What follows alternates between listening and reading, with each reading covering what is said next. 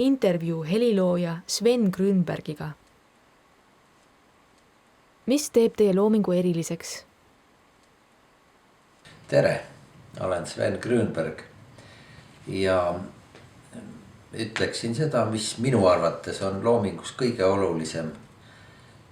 Arvan, et oluline on kõigepealt see, et loojal oleks midagi öelda. Kui ei ole midagi öelda, siis olgu looja parem vait ja kogugu väge ja teadmisi, et oleks midagi öelda. Kui on midagi öelda, siis tuleks seda teha võimalikult lihtsalt. Siis muidugi tekivad teatud probleemid, sest lihtsalt ennast väljendada on keeruline. Eriti keeruline on ju keerulisi ja mitmeplaanilisi ideid ja mõtteid edasi anda. Kindlasti on väga oluline ka see, et milliseid meeleseisundeid sa oma loominguga edasi annad. Sest ma arvan, et mitte kellelgi ei ole õigust oma ööpotti teistele pähe kallata. Mis on teie loomingu läbiv joon? Oma loomingus ma tahaks aidata inimesi selle poole, et inimesed leiaks iseennast, aga leiaks endast parimad omadused ja neid ka edasi arendaks.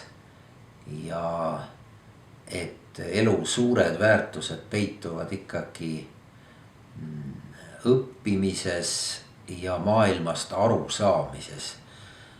Ja ma arvan, et kellelgi ei ole õigust olla rumal, sest kõik halb ikkagi lõppude lõpuks maailmast tuleneb rumalusest.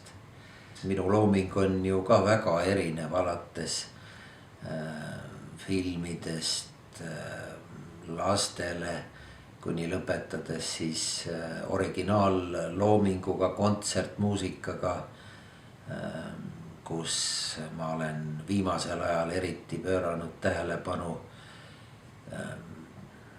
maailma suurte tarkade mõtete publikuni toomisele. Kirjeldage oma loomingulist tööprotsessi. Kuskil metsas jalutades võib tulla mõni väga hea idee. Mõnikord pika tööprotsessi tulemusena võib see sündida. No mida ma siin silmas pean? No tekib mingi kujund ja arendad, mõtled, ei, nii ei lähe, läheb teistmoodi, kolmandat moodi. Ja see võib areneda kuidagi nii-öelda tüki haaval või jupp haaval. Ja teinekord kuuled, näed mingit tervikut. Ja muidugi eks erinev on ka see, mis selle loomingu käivitab. Tihtilugu käivitab seda loodus, vahel ka inimvahelised suhted. Tekstiga muusika puhul võib käivitada häid ideid hoopis see tekst, teksti mõte.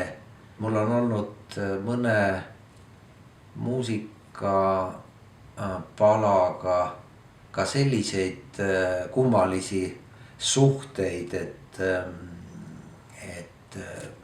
leiad ideestiku, leiad kujundi aga kuidagi ei leia seda teostust, kuidas või mis vahenditega või mil viisil seda teostada. Ja siis see lugu võib jääda pikaks ajaks kuidagi küpsema. Ja mingil hetkel äkki tunned, nüüd on see õige hetk ja teed selle loo ära ja kõik sobib, kõik klapib. Mis valmistab teie loomingulises töös enim rõõmu, mis raskusi? Heliloomingus on kõige suuremaks probleemiks üllatus, nüüd istumine. Pidev istumine on üleüldse üks tänapäeva suuri needuseid, sest kogu vaimne tegevus ka näiteks raamatu lugemine, kõik see on ikkagi seotud istumisega ja see on üks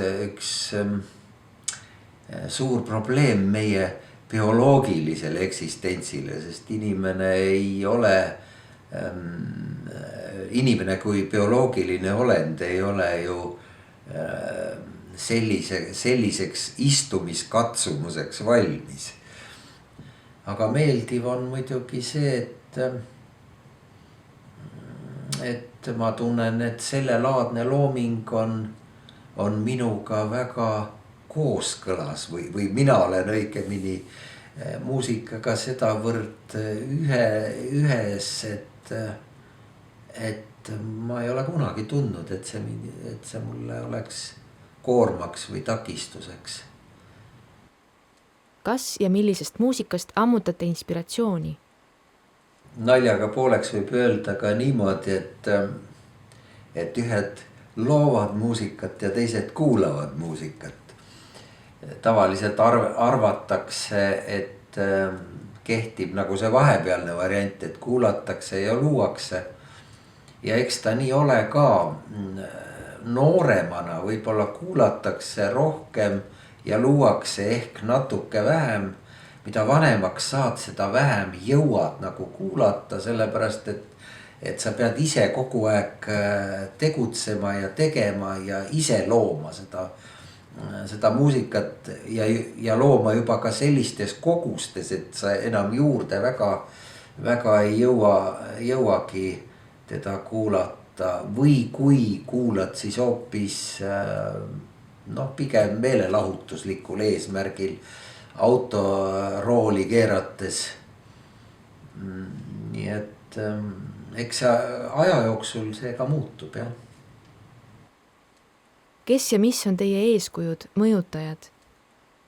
Mida vanemaks saad, seda rohkem muidugi heal juhul leiad iseennast ja omi ideid ja mõtteid ja viise, kuidas neid mõtteid ja ideid ka teostada. Ja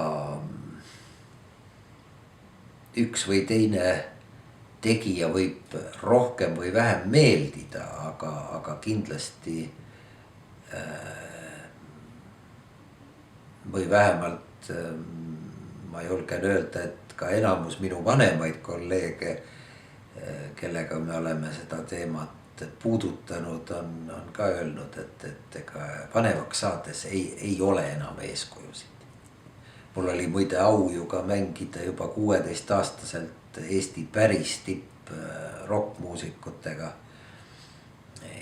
Ja sel ajal olid kaheldamatult minu lemmikud Emerson, Lake and Palmer ja Yes, ka King Crimson, Focus, Genesis ja veel mitmed teised, kes ja muidugi elektronmuusika puhul oli kõige suurem mõjutaja Tangerine Dream,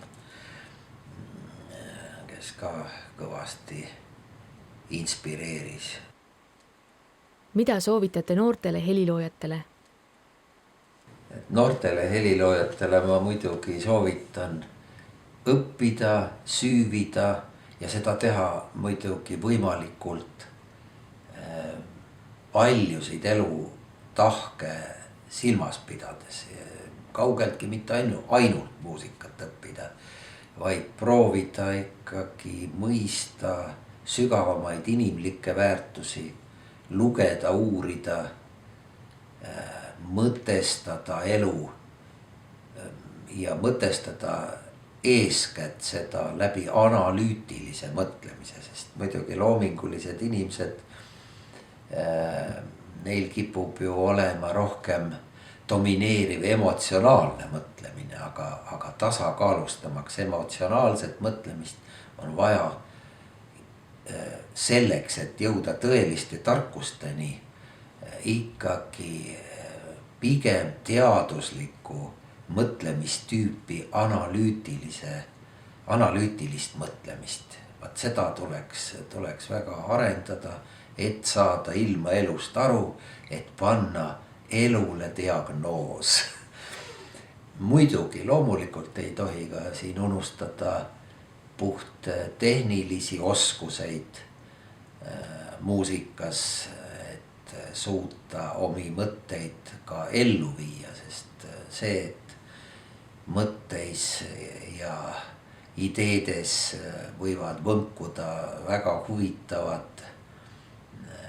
huvitavad helimaastikud, seda tuleb ju osata ikkagi ka väljendada, kas siis ise mingeid vahendeid kasutades või siis muusikutega koostööd tehes.